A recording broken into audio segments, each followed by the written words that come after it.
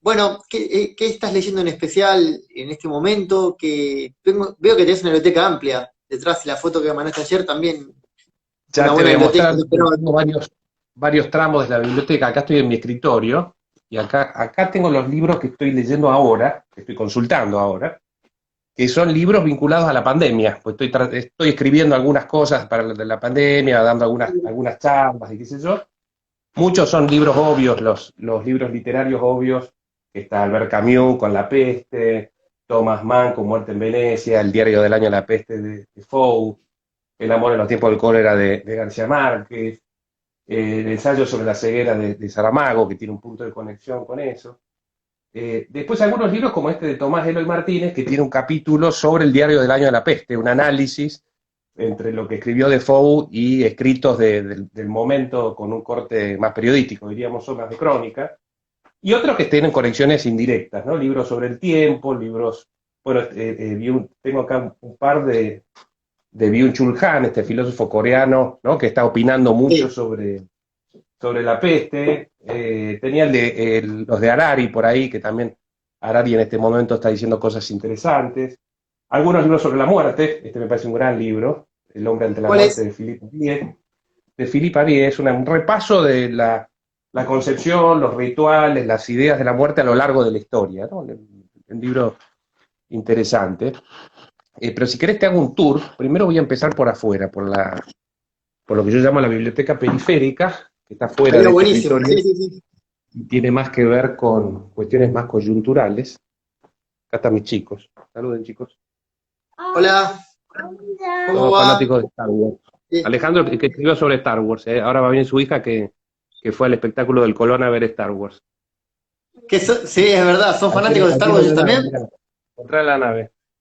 ¿Ves? Acaba de recibir su nave para su cumpleaños de Star Wars. Qué grande, bueno, feliz cumpleaños, qué grande. Ahora, Bueno, acá te ahora muestro. te mostramos el Darth Vader. Esta parte es casi todo ensayo político, teoría política, un poco de sociología.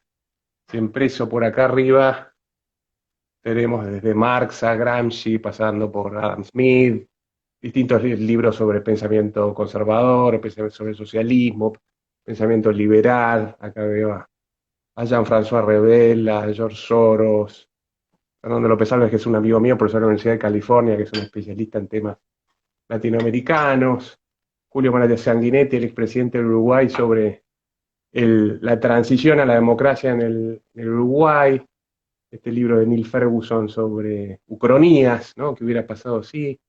Libro de Vivian Forestier, Raymond Aron. Bueno, este es el hombre, era justo que me mandaste la entrevista a María O'Donnell sobre Aramburu.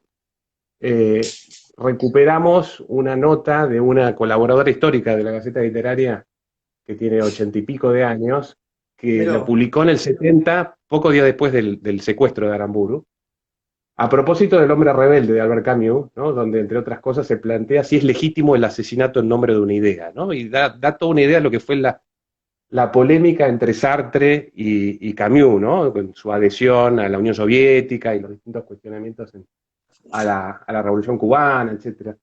Después hay acá libros de sociología, muchos de Bauman, algunos manuales, libros de memorias de General Paz, distintos libros de historia argentina.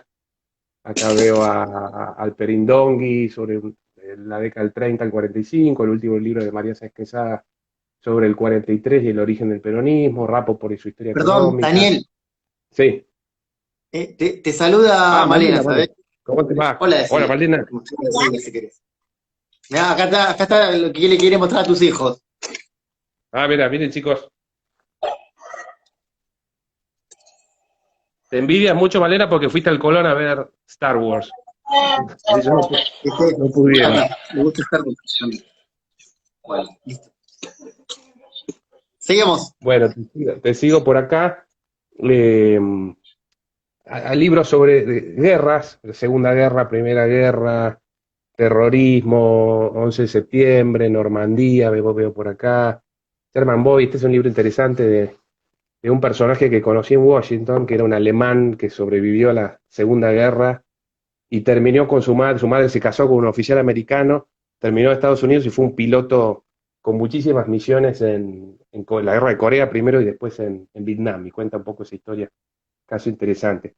Acá abajo, libros más de coyuntura política argentina, desde libros del menemismo, escritos en los 90, pero pasando desde Jorge Castro, con un gran elogio al menemismo, a Mempo Giardinelli con un gran cuestionamiento, y avanzando ya sobre el kirchnerismo, un lado y otro de la grieta, ¿no? Que sé yo, Majul al lado de Weinfeld, Morales Solá y Tenenbaum al lado de Matías Culfas, James Nilsson y Laura Di Marco al lado de Berbisky, Luis Alberto Romero, Barone al lado de Sarlo, cosas que me parecieron divertidas porque estoy en esta pandemia aprovechando para reordenar la biblioteca y mezclar a los agrietados me pareció interesante respecto de distintas épocas.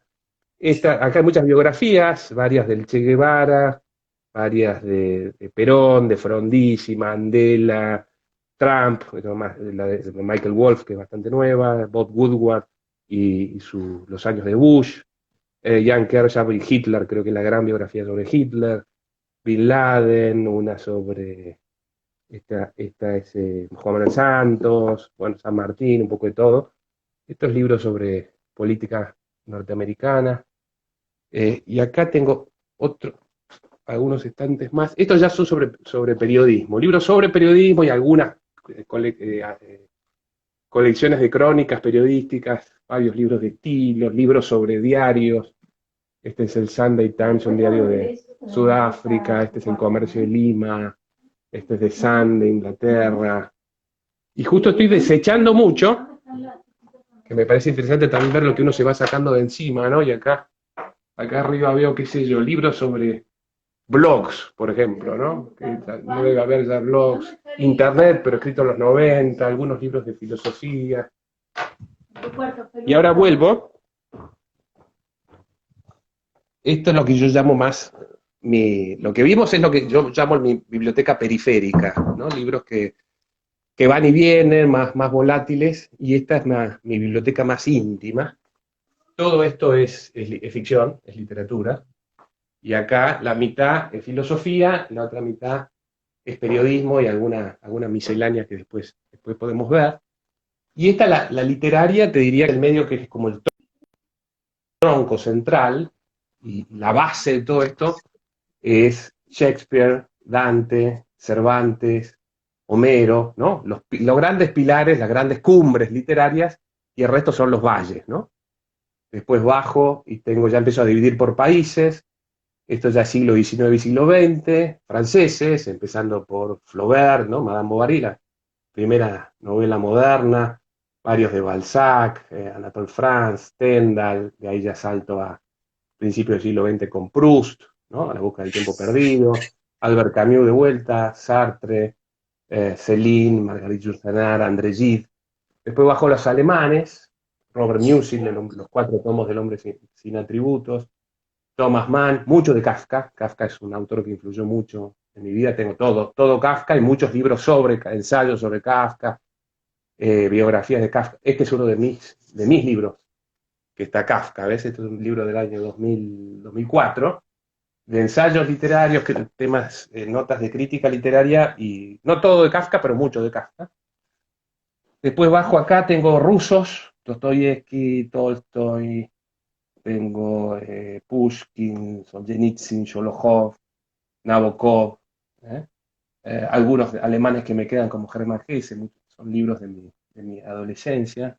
Abajo tengo, estos son ejemplares de la biblioteca de la revista de Occidente de Ortega y de la revista Sur. Si vengo para acá, acá ya divido un poco por género, todos estos cuentos, muchas antologías de cuentos.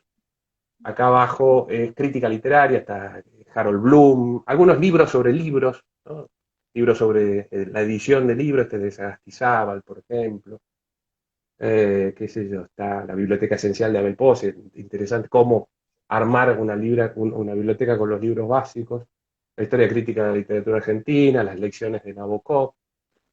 Acá abajo ya, esto ya es ficción, es literatura inglesa y norteamericana, siglos XIX y siglo XX, empezando por Defoe, Chesterton, Dickens, Melville, Oscar Wilde, y después saltando ya al siglo XX con Hemingway, con Fitzgerald, con Huxley, varios libros de Huxley, el Ulises de Joyce, Henry Miller, Malcolm Lowry, Faulkner, Dylan Thomas. ¿Eh? Acá sigo con los americanos, Truman Capote, Kerouac, muchos de la generación Beat, Jack Kerouac, Burroughs, después Bukowski, Salinger, Thomas Pynchon, Roth, De Lillo, varios de Paul Auster, Solby Lowe, Jonathan Franzen, Lori Moore, algunos de los más contemporáneos. Y de ahí ya abajo a el boom latinoamericano, ¿no? Literatura latinoamericana de los 60, muchos de García Márquez, muchos de Vargas Llosa, de Fuentes, Cortázar, los cuatro más destacados del boom. Algunas biografías como la de Gerald Martin, de García Márquez, este libro clave, que es Los Nuestros, ¿no? Un libro del año 66 de Luis Hars, crítico literario chileno, que es el que construye el canon de los 60, ¿no? Son entrevistas a 10 autores, en los cuales hay precursores como Borges, o Alejo Carpentier, o Rómulo Gallegos, o Guimarães Rosa, y luego los propios del boom, como Fuentes, García Márquez. García Márquez es un desconocido en ese momento, pero lo incluye, y es clave, digamos, para después la publicación de Cien años de soledad, ¿no? Acá abajo Daniel, tengo vos. Sí. ahí Marcelo pregunta, que pide que repitas, ¿cuál es para vos la mejor biografía de Hitler? Que lo habías mencionado al principio de la charla. Jan Kershaw se llama. Tiene varios libros sobre Hitler y el más importante es la biografía, ¿no? Se llama Hitler. Mi padre era un fanático de la Segunda Guerra y de un gran crítico desde ya del hitlerismo y del nazismo, y tenía muchísimas biografías. Murió mi padre ya hace 10 años, pero en la casa de mi madre, que conservo su biblioteca, decenas de libros sobre Hitler y el nazismo. Acá después tengo Borges, las obras completas de Borges, muchos libros sobre Borges, algunas biografías, ensayos, algunos libros en colaboración de Borges. Y acá Tomás Eloy Martínez, que fue un autor muy importante para mí, muy amigo de mi padre. Acá si querés mirar, hay cosas interesantes para mirar, nos podemos detener un poquito. Dale. Eh, por ejemplo, este es un libro de mi padre, es una edición al francés de Santa Evita, ¿sí? Y mi padre anotaba todos sus libros, entonces va contando qué hacía. Acá cuenta que está en París, en un café, donde vivía mi tatarabuelo, ¿no? Su bisabuelo, y está leyendo este libro, pero está al mismo tiempo dedicatorias de Tomás Eloy, y Tomás Eloy escribe: en Tucumán, a 6 cuadras de una de las casas de mi infancia y a 10 cuadras del cementerio donde están mis padres, dedico fraternalmente este libro a uno de mis amigos más queridos, Tomás Eloy, 25 de abril de 1999, ¿no? Y así muchos de ellos, casi todos dedicados a el vuelo de la reina, y también Tomás contando dónde está, qué está haciendo, mi padre contando dónde lo está leyendo. Este es un ejemplar numerado, el número 12. Este es Purgatorio, la última novela de Tomás, que me la dedica a mí. Yo estuve mucho con él cuando lo escribía, ya estaba muy enfermo con su tumor cerebral. Y dice: para Daniel, a la espera de su novela, esto es en el año noviembre del 2008, yo estaba escribiendo una novela, entonces me remite a muchas cosas de las que conversaba yo con él, o que estaba haciendo, y muy influido por él en esos años, ¿no? Entonces, muchos de esos libros tienen esas señas personales, muchos de mi padre. Acá, por ejemplo, tengo Sábato, Victorio Campo, Belardo Castillo, todos libros que están firmados por los autores, ¿no? Con distintas dedicatorias, con referencias a esa época. Después veo Piglia, Silvino Campo, muchos de ellos colaboradores muy asiduos de la Gaceta Literaria, Macedonio, Sar, muchos de Sar, Fowil, muchos de César Aira, Abel Posse aparece de vuelta, David Viñas, Shellfeck, bueno, algunos más contemporáneos, ¿no? Está Feynman, José Pablo. Acá tengo algunos libros de amigos, digamos, conocidos: Hernán Lambas, Matilde Sánchez, Lucho May, Kovalov, Guillermo Martínez, también la mayoría autografiados: Leopoldo Brizuela, que murió hace poco, Ernesto Yo, de la compañía de colegios de mi padre, gran colaborador de la Gaceta. Sacheri, Mairal, bueno, algunos contemporáneos más cercanos, Padelletti, por ejemplo, este libro, Padelletti le dimos el premio, fui parte del jurado de la Fundación del Libro, en la Feria del Libro, ya hace como 15 años más o menos debe haber sido, y ese año le dimos a Padelletti el premio al libro del año por ese libro. Yo la verdad que no lo voté a él, pero se lo dimos. Eh, Así que básicamente esta es la literaria, y después te llevo a la filosófica, con muchos clásicos, ¿no? Empezando por Platón, Aristóteles, los Parménides, Protágoras, Gorgias, muchos diccionarios, el de Ferrer Mora, uno de los más famosos, historias de la filosofía como la de García Morente, un gran filósofo español que fue profesor en Tucumán, en la época de esplendor de la Universidad de Tucumán en los 40. Allá arriba algunos más contemporáneos, Sartre, William James, Malinowski, Leibniz, bueno, un poco de todo. Muchos libros de distintos temas filosóficos por acá. Acá tengo muchas cosas. Este cuadro que ves acá es un cuadro de Aldo César, es una serigrafía de los 70, que fue la tapa de un libro que también está acá, que es este, ¿ves? Sí, Que es sí. un libro de Borges, un libro que Aldo hizo pinturas de él con poemas originales de Borges.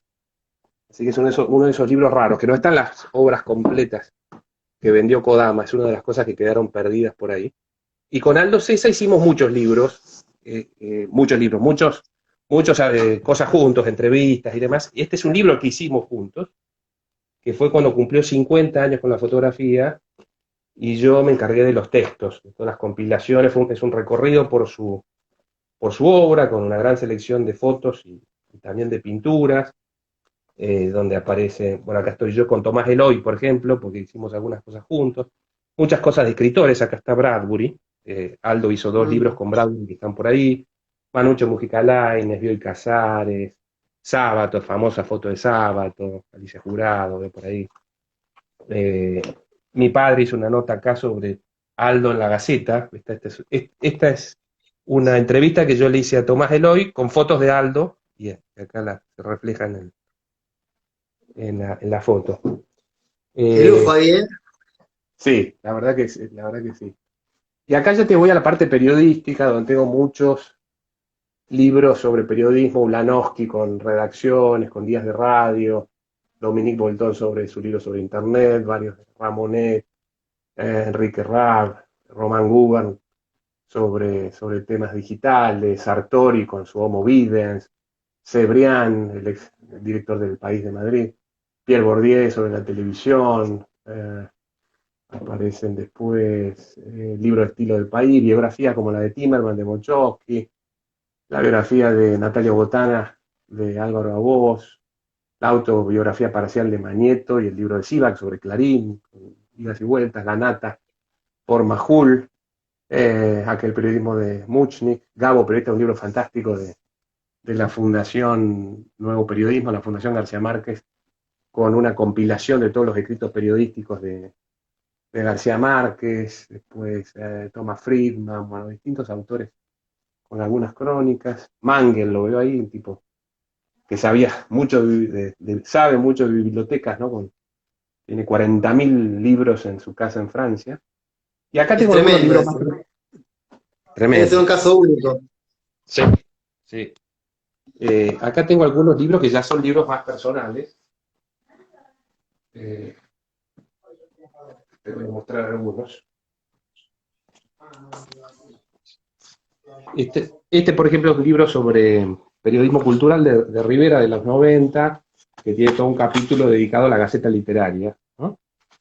Y entonces dice, por ejemplo, cuenta un rasgo que me parece que una de las grandes marcas, sobre todo de las primeras décadas del suplemento que fundó mi padre en el año 49, que era la heterogeneidad de los personajes que estaban ahí, ¿no? Entonces el tipo dice, la página literaria, que así se llamaba al principio, permitió la inserción orgánica de escritores e intelectuales de la región, como Tomás Eloy Martínez, Julio Ardiles Gray, María Eugenia Valentier, Víctor Masú. Después dice, fue abarcativa de ideologías estéticas y tendencias de mediados de los 50, está presente el grupo Poesía de Buenos Aires, Raúl Gustavo Aguirre, Rodolfo Alonso, Ramiro de Casasbellas, pero también la revista Contorno, Ismael y David Viñas, Noé Trick, con distintas personalidades de circulación variada como César Fernández Moreno, Alejandra Pizarnik, Ernesto Yo, María Elena Walsh, figuras clásicas de Sur y La Nación como Alberto Girri, Murena, Oscar Hermes Villordo. Bueno, ahí lo que recoge Rivera es eso, ¿no? Que lo tenías, qué sé yo, a Paco Urondo por un lado, y por otro lado Borges, o Bioy, o Manucho Mujica Lainez, ¿no? Una Boedo y Florida, digamos, ¿no? Y esa mixtura de estéticas, de estilos, de ideologías tan opuestas, bueno, fue una de las cosas interesantes, ya que en Buenos Aires todos esos personajes estaban alineados con ciertas posiciones, con ciertas publicaciones, ¿no? Con ciertos espacios muy enfrentados entre sí, y ahí en Tucumán convivían y discutían, y había muchas polémicas dentro del suplemento entre ellos mismos, muy interesante, y fue una característica de lo que hizo mi padre en su momento. Y estos son varios libros donde hay capítulos o a veces libros dedicados íntegramente a la Gaceta Literaria. Este es uno de ellos, una tesis cultural de un análisis de lo que fue la Gaceta Literaria en sus primeros 20 años. Después, este es Daniel, un libro, sí. ¿qué significó o qué significa para vos, no sé si llamarlo desafío, llamarlo como quieras, buscarle vos el sinónimo, eh, tomar las riendas de un suplemento que ya es una marca, que ya es un signo de la literatura, que además dirigió tu viejo? Mira, yo nací un poco en ese mundo, ¿no? Porque ese suplemento se traducía en... Mi padre veía a muchos de sus colaboradores, entonces, por ejemplo, todos los domingos había reuniones que empezaban a la tarde y terminaban a altas horas de la noche, donde todos esos escritores, profesores de la facultad, filósofos, estaban ahí en mi casa, ¿no? Entonces estaba Tomás Eloy, ponerle en un costado, podía aparecer Sábato, podía aparecer una cantidad de personajes que formaban parte de esa vida cotidiana allí, con lo cual, bueno, yo me fui nutriendo de esas visiones, de esas improntas desde chiquito, ¿no? Y el gran desafío era poder sentarme en esa mesa y decir algo, ¿no? Y el enorme estímulo para un chico que busca primero la mirada de su padre, la admiración de su padre, y la forma de conseguirlo, en mi caso, era, bueno, que los amigos de mi padre me dieran alguna pelota, poder leerla, agarrarme de la biblioteca de mi padre para empezar a incorporar un lenguaje que pudiera seducir a mi padre y a ese mundo. ¿Qué edad Así tenías? que, y desde chiquito, imagínate que mi padre fundó el suplemento literario en el año 49, yo nací en el 73, con lo cual ya estaba muy consolidado. En esa época mi padre era el director del diario periodístico también, hacía las dos cosas. Y bueno, ya a los 19 años ya empecé a escribir ahí, empecé a escribir mis primeras críticas literarias, algunos artículos, algunas entrevistas, y ahí un tipo como Tomás Eloy me miraba un poco los escritos, me corregía, me sugería lecturas, me daba por ahí una entrevista, entonces me abría una gran puerta. Y después eso me sirvió para entrar en otros medios, ir armando mi carrera periodística con ese tipo de espaldarazos, ¿no? Tuve muchísima suerte en ese aspecto. Pero bueno, en el suplemento yo ya estaba metido desde chico, primero como lector, después como colaborador, después ayudando a mi padre a armarlo, entonces participaba, bueno, ¿qué podemos hacer este domingo? Ideas, ¿no? Algunos autores más jóvenes que yo leía, que él no conocía, que yo le iba proponiendo, los empujaba y así aparecían, íbamos renovando generacionalmente la publicación. Y después trabajé mucho con él, codo a codo, ya como un subdirector del suplemento durante muchos años antes de su muerte, que fue en el 2000, se cumplieron ahora 10 años, y donde yo directamente agarré la dirección ya en la última década, ¿no? Pero yo ya tenía muchos años previos donde yo ya venía participando en la cocina de ese suplemento. Así que fue una transición bastante natural, y muchos de los amigos de mi padre se hicieron amigos míos, ¿viste? Y siguen siendo hoy los supértites amigos míos, o los hijos de ellos, o los alumnos, o distintos colaboradores que me recomiendan. Se empieza a armar la típica cadena de ese tipo de espacios, de conocidos y de referencias y recomendaciones, y uno va construyendo el equipo de colaboradores a partir de esas cosas, ¿no? Así que sí, si uno lo mira de cierta distancia, es una carga desde el punto de vista personal, porque no deja de ser mi padre, pero al mismo tiempo es una publicación prestigiosa, dentro de un diario que tiene también su historia, y yo de alguna manera repetí gran parte de la historia de mi padre, ¿no? Muchas de las cosas que hizo mi padre las fui repitiendo yo, ¿no? Tanto en el plano estrictamente periodístico como periodístico en general, como de la conducción de la empresa periodística, como desde el punto de vista del periodismo cultural. Bueno, seguí muchos caminos parecidos, pero por suerte juntos hicimos muchas cosas que fueron los primeros pasos. Acá te voy a mostrar un libro, por ejemplo, fue el primer libro que hice con él. Esto se llamó Reinventar la Argentina, que es un libro publicado en medio de la crisis, en el fin del 2002, principio del 2003, está Tomás Eloy, Félix Luna, Morales Solá, Belpos, Rosendo Fraga, Sebrelli, Alperendongui, Van der Koy, Luis Alberto Romero, Aldo Ferrer, Carlos Floria, Cortés Conde, bueno, Mario Rapoport, una cantidad de personajes del mundo intelectual, del mundo periodístico, economistas, politólogos, una gran mezcla de visiones sobre la crisis que fuimos publicando. Esto es una selección de artículos, habrán sido unos 100 artículos durante 9 meses, casi todo un año, sobre la crisis que se volcó en esta antología. Bueno, esa es una cosa que hicimos juntos. Y después, bueno, después acá tengo varios libros este es un libro que hicimos al año siguiente, también lo publicamos en Sudamericana, sobre política internacional. Yo cursé una maestría de política internacional y ahí me conecté con distintos especialistas. Los compiladores fuimos este profesor de la Universidad de California, se llama Fernando López Alves, un gran especialista en política comparada latinoamericana. Después, acá, este es un libro de cuentos, de cosas que yo publiqué entre los 20 y los 30 en la Gaceta Literaria, básicamente, además de otras revistas culturales. Este es un libro sobre Tomás Eloy, donde yo hice un capítulo contando la historia de Tomás Eloy con la Gaceta y con mi padre, una historia de una amistad. Mi padre le publica a Tomás su primera nota a los 16 años, y después lo contrata en la Gaceta como periodista, y bueno, son amigos durante 60 años. Y la última nota que publicó Tomás Eloy en un medio la publicó en la Gaceta, se la publicamos juntos.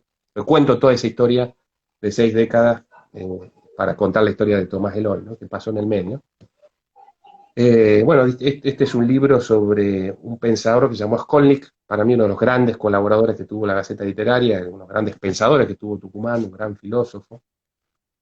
Libros sobre periodismo, esta es una compilación, participa Fernando Sabater, Gumersindo Lafuente de España, Adrián Amado, Miguel Ángel Bastenier, fue subdirector del País de Madrid, Julián Gallo, Ricardo Kirchmann, bueno, varios personajes.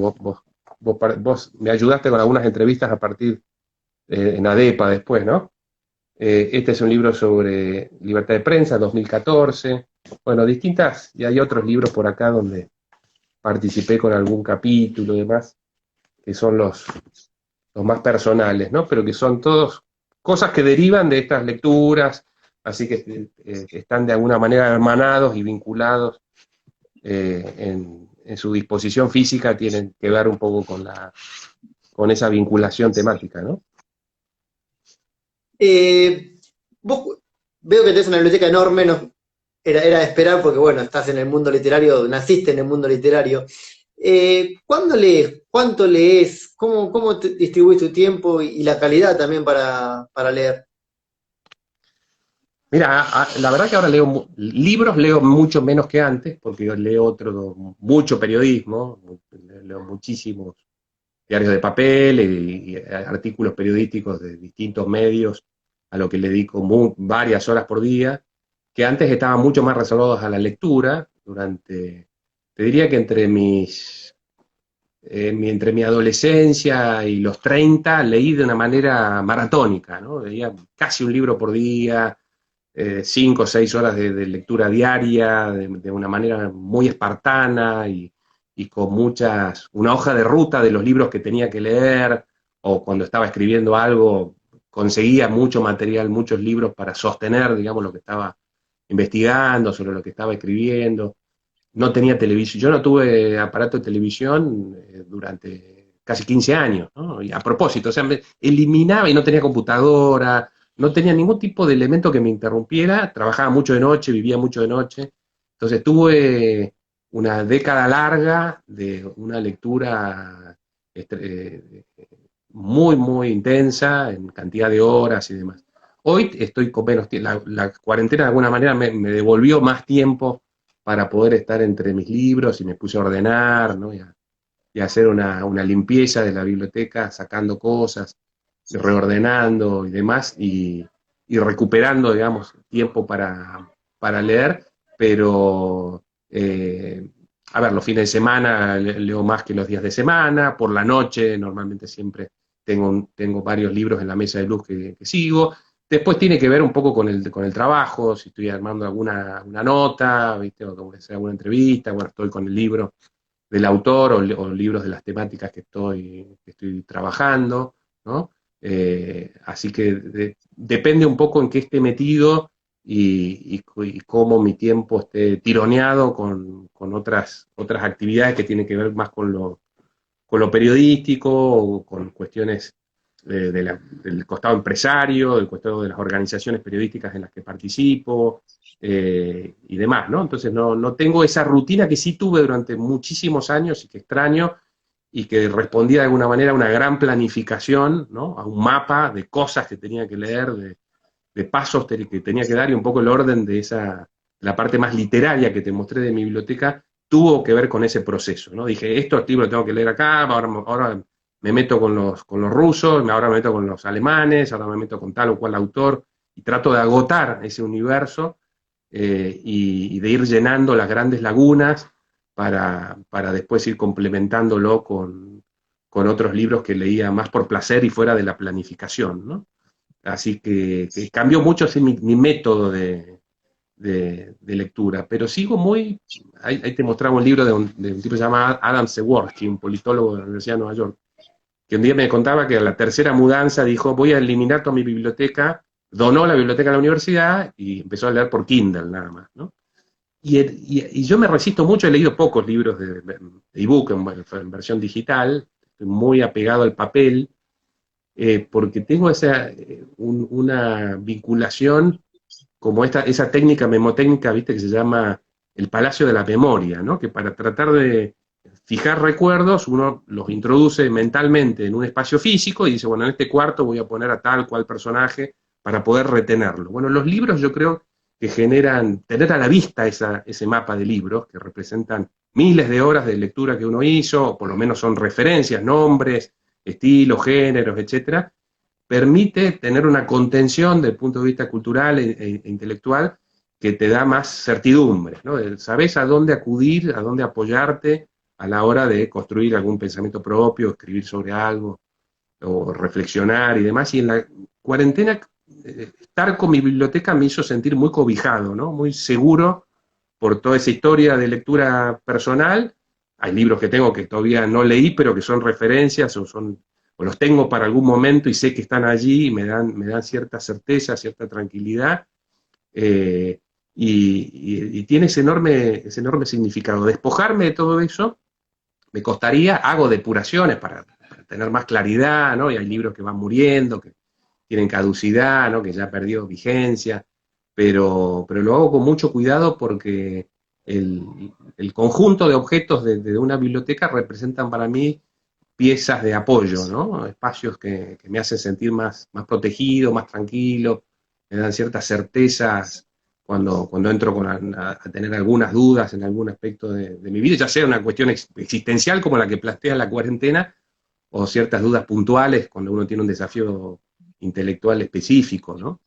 Pero, eh, digamos, y yo que reflexiono mucho sobre la virtualidad, Internet, el mundo digital, desde el costado de los medios, pero también desde los libros, creo que la gran diferencia es, de hecho hay muchos experimentos, ¿no? De que, por ejemplo, la retención de los argumentos de un texto son mucho más fuertes cuando uno lo lee en papel que si lo hace en un formato digital, ¿no? porque la lectura digital siempre es mucho más dispersa, más volátil, son artefactos más permeables a interrupciones, uno tiene muchas veces en una computadora abiertas muchas ventanas, ¿no? Y hay una especie de lectura más superficial en el que uno se queda más visual también, uno se queda con las primeras líneas, se queda por ahí con los hechos, pero no con los argumentos, no con esa densidad que implica un texto más trabajado, más profundo, y eso en el papel tiene una lectura más exclusiva. Uno no está leyendo una nota o uno está leyendo un libro, está ahí, no está con la cabeza en 10 cosas al mismo tiempo, pero la lectura en los formatos digitales es siempre más dispersa y más factible de ser perturbada, ¿no? Entonces creo que tiene esas cosas. Entonces ahí te cuento un poco de cómo leo, porque leo mucho en la computadora, leo mucho en el teléfono, pero más cuestiones periodísticas. Cuando quiero ir a fondo, ahí me refugio mucho más en el papel, recorto, guardo, subrayo mucho y trato de que eso finalmente tenga algún lugar físico donde yo sé que lo puedo ir a buscar, hay algún cajón, o en el caso de un libro, ¿no? Yo sé en qué estante está, por dónde está, y la idea de ordenar, ¿no? Y hacer eso. Borges decía que el armado de una biblioteca, el orden de una biblioteca es una forma silenciosa de la crítica, ¿no? De decir, este va arriba, este va abajo, este va a un costado, este lo saco, este lo conservo, este lo asocio a este otro. Bueno, esa construcción crítica me parece que te va dando una solidez o una sensación de solidez respecto de ese conocimiento acumulado, de esas experiencias acumuladas, y es una de las cosas más interesantes de construir de darle un espacio y un orden a la costumbre de la lectura, ¿no? Al ejercicio de la lectura.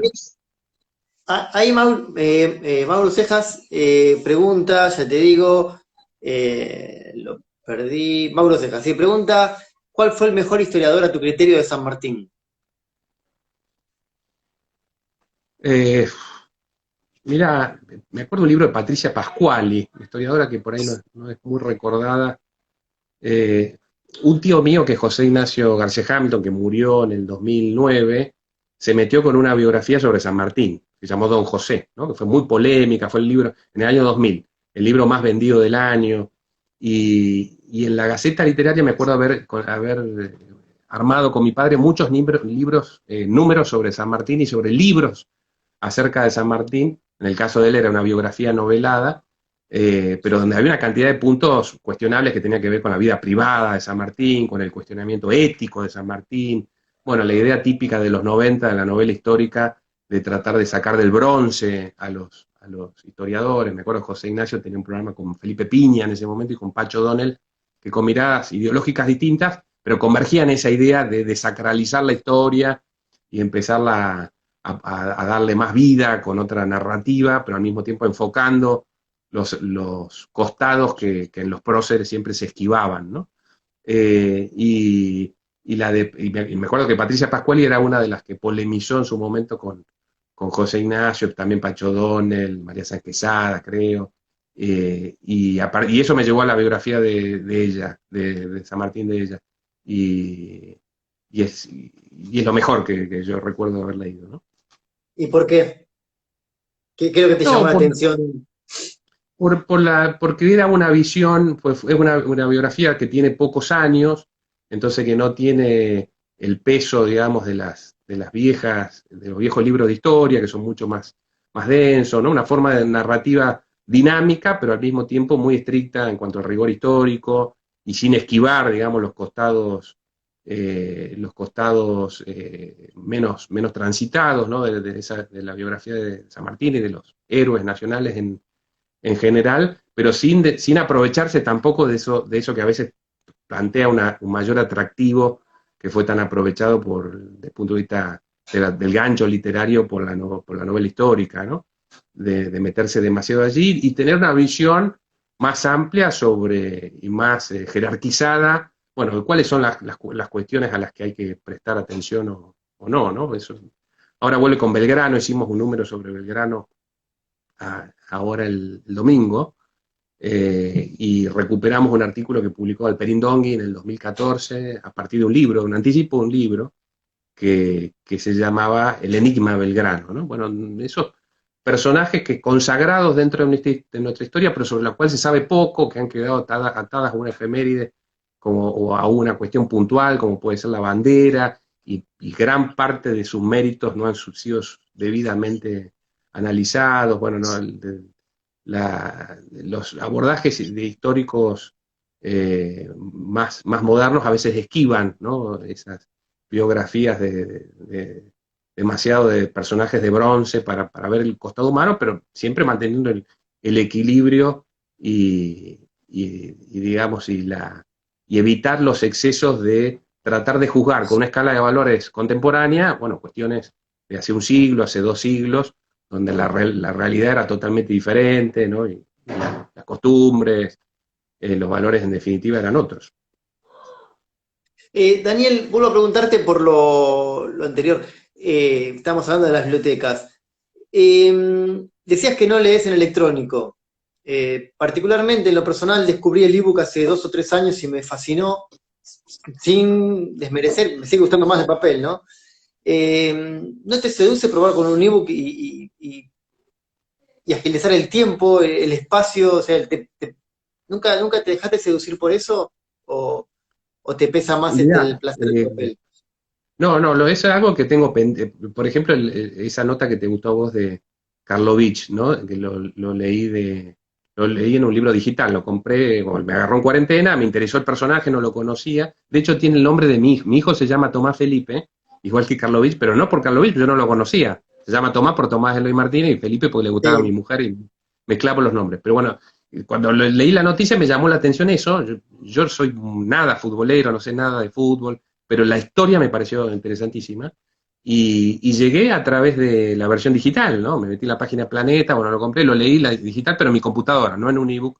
Y yo supongo que en un Kindle tiene una cantidad de elementos desde el impacto de la tinta electrónica en el ojo, ¿no? Y herramientas para poder marcar los libros, para Sí. agrandar la letra, y cosas que son virtudes que son innegables. Y después la comodidad, por supuesto, de llevar muchos libros en un dispositivo de pocos gramos y poder viajar con eso, sin duda, ¿no? Y que las bibliotecas tienen el problema en una mudanza, en una cantidad de alternativas, presentan enormes desventajas. No renuncio a eso, simplemente es una experiencia que no he tenido, pero que la del libro físico tiene ciertas virtudes que hacen a mi generación en parte, a mis costumbres, ¿no?, a mi formación, donde yo valoro particularmente el papel.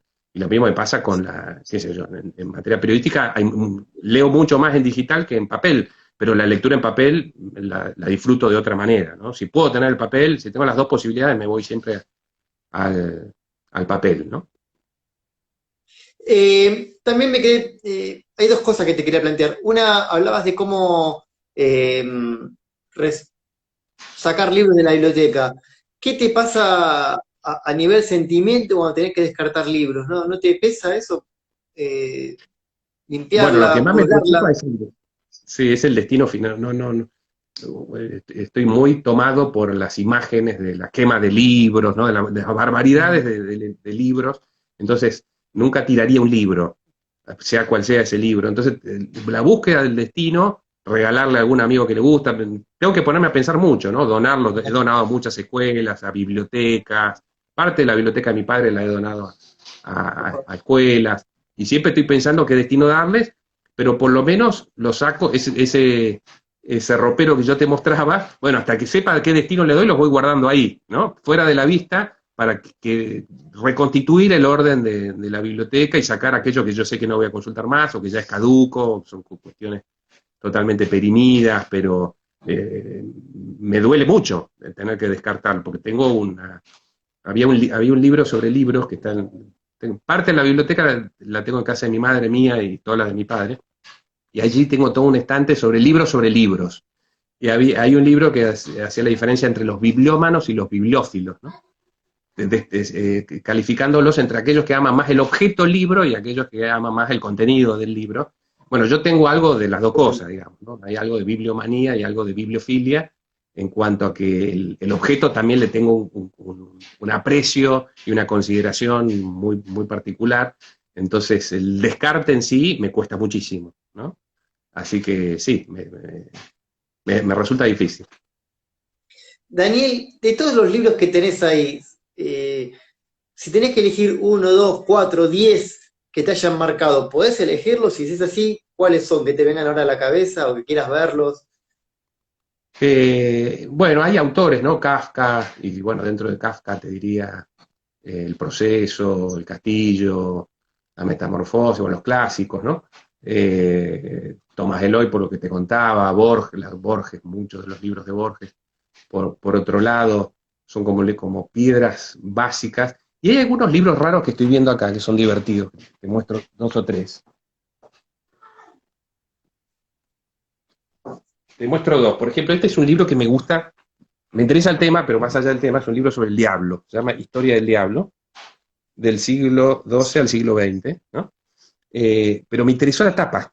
Ves que la tapa es una tela con un pequeño juego acá con Photoshop en los ojos, pero es una tela que da esta expresión diabólica. Bueno, tengo ahí un estante donde tengo esas cosas que me interesan, no necesariamente por el contenido, y este es un libro de Dante Rossetti. Dante Rossetti fue un gran pintor, uno de los pintores más conocidos de su tiempo en la Inglaterra del siglo XIX, que escribió un libro de poemas pero no se animaba a publicarlos, murió su mujer y decidió enterrar todos sus poemas con su mujer.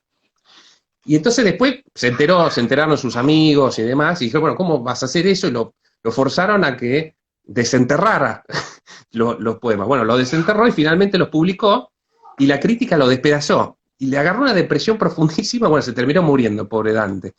Y así que es un libro interesante por esa historia, más allá de los poemas. Esta es una versión en inglés, que se la regalé yo a mi mujer porque me pareció interesante la historia detrás del libro, ¿no? Entonces tengo muchos libros que tienen que ver con eso, ¿no? Acá hay uno, mira, que estoy viendo, que es un buen libro, pero más allá del libro me interesó mucho el título de George Steiner, que se llama Los libros que nunca he escrito, ¿no? Que es un poco la idea opuesta. Bueno, más allá de toda la producción, que es muy intensa de Steiner, bueno, ¿qué es lo que querría haber escrito y no pudo escribir, ¿no? Entonces, esa especie de contrahistoria, los libros que uno no llegó a leer, o los libros que uno no llegó a hacer, o lo que no fue, ¿no? Las ucronías, bueno, tengo algunos que tocan eso, el de Ferguson que vimos por ahí, que hubiera pasado sí, bueno, desarrollar una historia alternativa a partir de desvíos posibles, ¿no? Pero también dentro de la literatura, bueno, ¿qué es eso que quisiste escribir? Ahí lo que te contaba de Tomás Eloy, bueno, esa novela que escribí en el 2008, bueno, nunca la publiqué, nunca la terminé, fue una novela muerta, como llamaba él, a los libros que no terminan de lograr su cohesión. Entonces, más allá de lo que te mostré que hice, bueno, hay mucho que no hice y que está en el tintero, que está por ahí, que tiene que ver con estas lecturas, que quizás es lo más interesante, ¿no? Lo que está debajo del iceberg, pero que está ahí flotando y que uno cada tanto trata de darle forma aparte de todo eso y se traduce en algún escrito, en algo que uno dice, o muchas veces no, queda ahí, en el aire, ¿no? Y vos que me agarra la duda ahora, vos creciste en una familia, en una casa y rodeado de bibliotecas, de libros. ¿Qué es lo que te queda por escribir o por qué no desarrollaste más la beta literaria y sí la periodística? Si es así, ¿cómo tenés ese tema? ¿Hay alguna asignatura pendiente? Sí, bueno, yo vivía la biblioteca de mi padre era mucho más grande que la mía, era una casa llena de libros por todos lados, pero mi padre era un periodista fundamentalmente, ¿no? Entonces, un periodista que se dedicó durante 63 años al periodismo cultural, pero también se dedicó al periodismo político, al periodismo a la dirección periodística, organizaciones periodísticas. Entonces tenía una pata en cada lado, una pata en la cultura, pero otra pata muy firme en el periodismo. Y yo, bueno, fui repitiendo en parte eso, de empezar por el periodismo cultural y después seguir por otras especies del periodismo en las que estoy metido, pero sí, claro, a ver, Tomás Eloy sale mucho en la charla porque fue un gran referente para mí y un gran amigo de mi padre que marcaba un poco lo que uno quería ser, ¿no? En su momento era el escritor vivo más conocido de la Argentina, pero también el periodista vivo más conocido de la Argentina, entonces mezclaba los dos oficios en uno y los cruzaba, ¿no? Entonces, muchas crónicas que tenía mucho de literario, muchas novelas que tenía mucho de periodístico, mucho de histórico. Entonces ese mundo de mezclas formaba parte de una especie de camino muy interesante para transitar. Y yo voy de un lado para otro, y creo que el periodismo tiene la ventaja de que no te jugás del todo en su brevedad, la velocidad, digamos, en que la producción llega a ser publicada, ¿no? Y te permite ir salpicando los temas y de alguna manera tener una mayor hibridez en cuanto a los intereses. Entonces, bueno, yo fui tocando un poquito de todo, como todo buen periodista, ese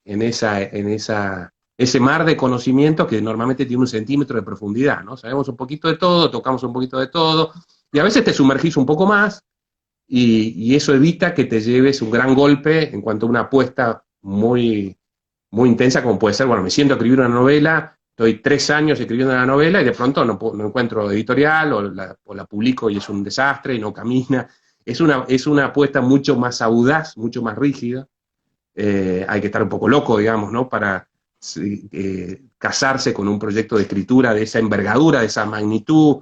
Y bueno, yo nunca tuve ese nivel de locura, digamos. La tuve parcialmente, entonces, bueno, escribí muchos cuentos, ¿no? Mi camino por la ficción fue por ahí. Esta novela que me falló, mucho ensayo literario, mucha crónica, entonces muchos notas, escritos periodísticos que tienen mucho de literario o que hablan sobre literatura o que meten la literatura por donde pueden. Pero mi formación básica fue más yo lo que más leí fue literatura, fue ficción, ¿no? Esa es la base de mi formación. Después fui incorporando un poco de análisis político, sociología, filosofía, que me fueron armando desde el punto de vista periodístico y mucha lectura de cuestiones periodísticas para finalmente ponerme a producir algo propio, ¿no? Daniel, hablamos mucho de Tomás Eloy Martínez, se cumplieron 10 años, si mal no recuerdo, de su muerte, y también en ese momento el periodismo era totalmente diferente al que es ahora. Hoy en día, bueno, hace 10 años no estaban las redes sociales como ahora, ni la urgencia de la noticia, tal vez sin chequear como ahora. Vos que estás en los medios, ¿qué análisis haces de este periodismo? ¿Sigue siendo el mismo, no solamente suma de herramientas? ¿Cambió la calidad? ¿Qué análisis haces? Mirá, te diría que Tomás Eloy efectivamente se cumplieron 10 años, ahora en enero, y el gran punto de aceleración a partir de la irrupción de lo digital, ¿no? En todas nuestras vidas, mediados de los 90 empezaron a multiplicarse las ediciones online, en el 98 se funda Google, en el 2004 Facebook, dos empresas que van a cambiar las reglas del juego para el mundo digital y para el mundo de los medios. Y 2007 se presenta el primer iPhone, ¿no? Entonces, un dispositivo que se va a multiplicar en las manos de casi todos los habitantes del planeta que entre otras cosas va a servir para consumir contenidos de todo tipo y información.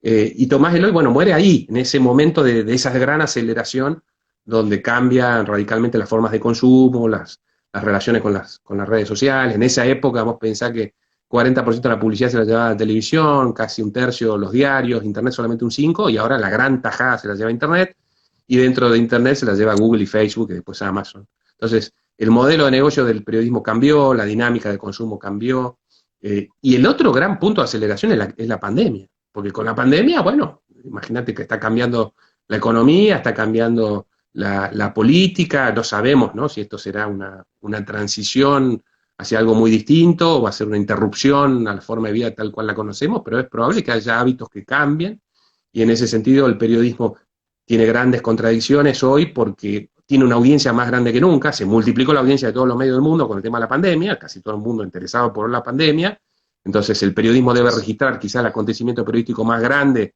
de la último medio siglo, ¿no? Y el acontecimiento histórico quizá que esté marcando un quiebre de época, pero simultáneamente la sustentabilidad de ese periodismo está en gran medida, y en muchos casos exclusivamente la publicidad, está muy debilitada. Auspiciantes que ya no pueden vender nada, una economía en recesión, ¿no? Muchas complejidades para funcionar. Bueno, parte de eso se recuperará, parte de la normalidad perdida volverá y otra no, y es probable que vivamos en un mundo más digital todavía que antes, que se haya acelerado esa tendencia, y el periodismo quizá pueda aprovechar esta crisis para recuperar el valor, bueno, de lo que hizo siempre, ¿no? Del chequeo, de la contextualización, de la interpretación, de la profundidad en el análisis, del rigor de la información, de discriminación entre lo accesorio y lo principal frente a las alternativas de circulación de información o pseudoinformación, como son las redes sociales, y mostrar su valor frente a grandes epidemias de la época como la desinformación, ¿no? La noticia falsa. Entonces, hay una oportunidad por ese lado de recuperar el valor estratégico del periodismo, pero al mismo tiempo el modelo de negocio se debilita, la digitalización aumenta y hay que acomodarse a ese escenario tan complejo, ¿no? ¿Cómo te informas básicamente? Te pregunto esto y ya vamos dejando, pues se va a cortar en 2 minutos. Dale. ¿Cómo te informas ahora en la cuarentena? ¿Cuál es tu principal fuente de información? Bueno, leo mucho los diarios argentinos, te diría, bueno, prácticamente todos, ¿no? Clarín, La Nación, Página, Perfil, Infobae, La Gaceta desde ya, que es mi diario base, leo algunos regionales, leo El País, por ejemplo, recorro mucho los otros diarios latinoamericanos para ver qué están haciendo cada tanto. Siempre veo la home del New York Times, del Washington Post, del The Guardian, que me gusta mucho. A veces entro en algunos artículos, pero me interesa, bueno, a ver cómo están anoche, qué sé yo, con los disturbios en Estados Unidos, cómo lo estaban tratando, se seguía mucho. CNN, pero también Fox, ¿no? Una cara y la otra, trato de mirar las dos veredas del análisis y ir variando mi consumo. Leo mucho en el celular, también en la compu, muchos diarios de papel, una mezcla de cosas. ¿Horas? ¿Cuántas horas te lleva todo eso? Y te diría que debo tener unas 3 horas, ¿no? Entre consumo a lo largo del día, a la mañana lo más fuerte, a la noche también siempre estoy leyendo algo. Sí, mucho. Daniel, me encantó la selección de libros para hablar de la pandemia, con una mirada diferente me pareció. Está muy buena la que me mencionaste al principio. Bueno, placer, Muchas placer. gracias Me encantó el ejercicio. muchas gracias por participar de este espacio, por mostrar tu biblioteca, que es una generosidad enorme. Así que, en serio, un gusto y gracias también a todos los que participaron de alguna forma u otra. Bueno, al Eh, contrario, muchas gracias Gracias. a vos. Me encantó. Chau, chau. Por favor, nos vemos. Chau, chau.